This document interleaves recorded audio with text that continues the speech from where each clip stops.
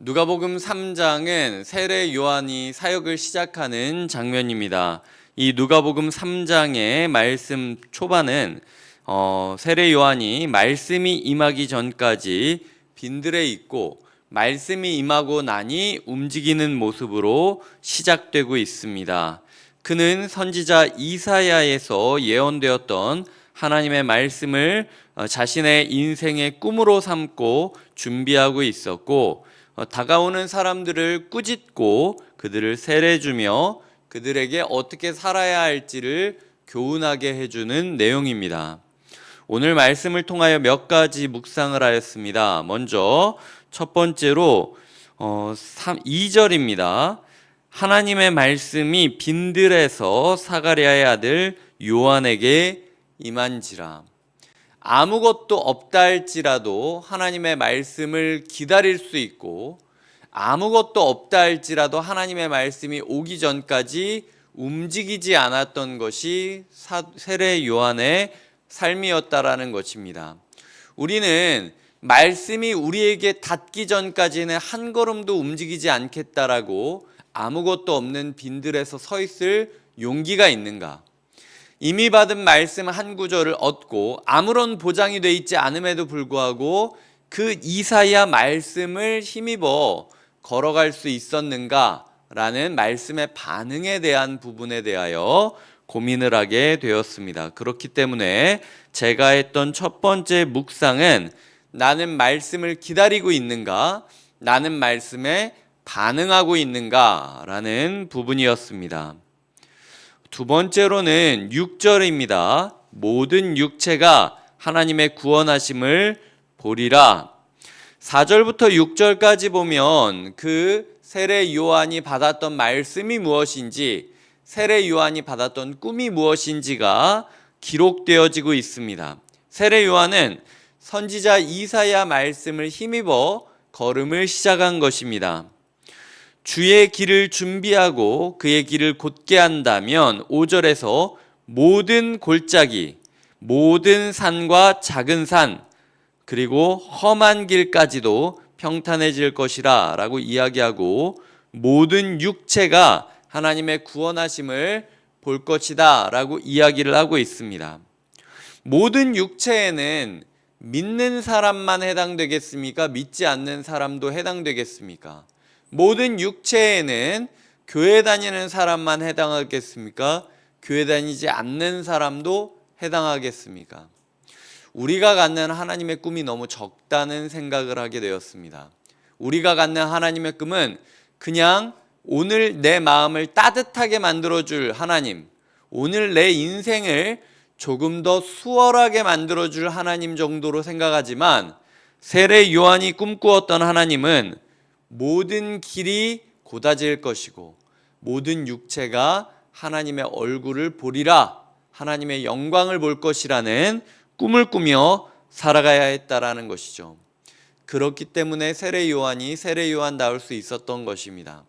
나의 하나님은 너무 작지 않은가? 내가 품은 하나님의 꿈은 너무 조그맣지 않은가? 돌아보면서 나의 삶의 크기에 하나님의 꿈을 맞추는 것이 아니라 하나님의 말씀의 꿈에 나의 삶을 맞춰야겠다라는 묵상을 하게 되었습니다. 이것이 두 번째 묵상이었고요. 세 번째로는 7절과 8절입니다.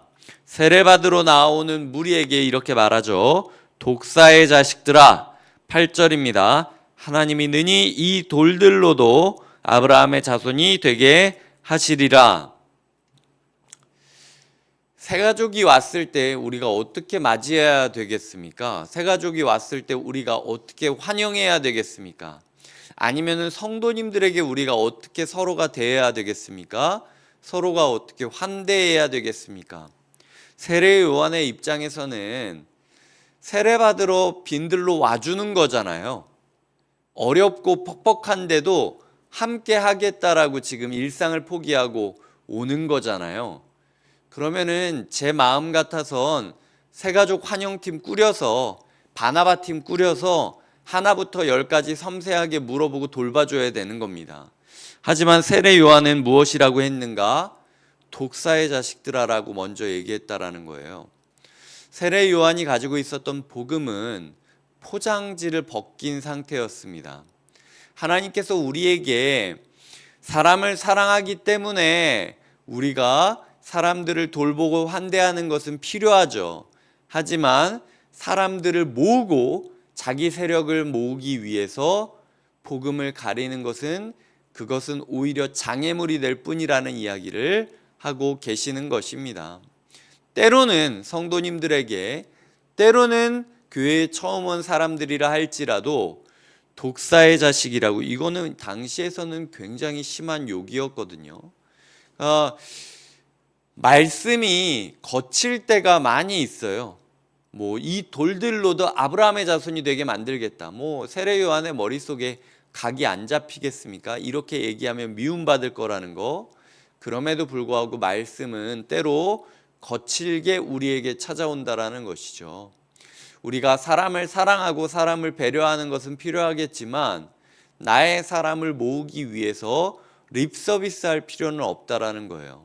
말씀 그 자체를 전하는 것에 집중해야 됐지, 세례 요한은 말씀을 포장하는 것에 집중하지 않았습니다. 그렇기 때문에 우리의 삶 가운데 혹시라도 내가 사람들을 향한 배려라는 명목으로 말씀을 포장하고 있는 것은 아닌가, 말씀 그 자체로 전해야 되는데 나의 마음 가운데 주저함이 있는 것은 아닌가 돌아보아야 된다라는 것이죠. 내가 좋은 길을 걷는 것이 아니라 하나님이 기뻐하시는 길을 걷는 게 말씀의 길이었습니다. 우리의 삶 가운데 세례 요한처럼 말씀을 말씀답게 전하고 있는지 돌아보셔야 됩니다. 성도님들 가운데 전도라는 명목 하에 있어서 많이 물러서는 모습을 보일 때가 있습니다. 따뜻하게 직설적으로 전하는 것이 좋아요. 이렇게 되면 안 된다라고 한다면 사랑을 담아서 그렇게 말씀하시는 게 맞습니다. 꼭 우리는 해야 될 말을 하지 않고 해야 될 말을 할 때는 불편한 감정을 실어서 전할 때가 많이 있습니다. 사랑의 마음으로, 하지만 해야 될 말을 하는 것이 필요하다라는 것이죠.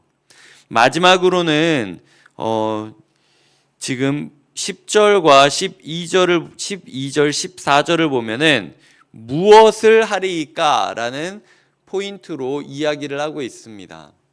말씀의 길은 오늘 우리가 각자의 자리에서 무엇을 해야 할지 알려주시는 길입니다. 오늘 내가 아빠로서 무엇을 해야 될까? 엄마로서 무엇을 해야 될까? 자녀로서 무엇을 해야 될까? 직장인으로서 무엇을 해야 될까? 자영업자로서 무엇을 해야 될까? 하나님께서 알려주신다라는 거예요. 주님, 제가 오늘 무엇을 하리이까? 라고 물어보시고 그대로 따라가시는 시간들 되시길 주님의 이름으로 축복드립니다. 기도하시겠습니다. 하나님 아버지, 우리가 말씀을 사모하고 말씀에 반응하는 하루가 되게 하여 주시옵소서.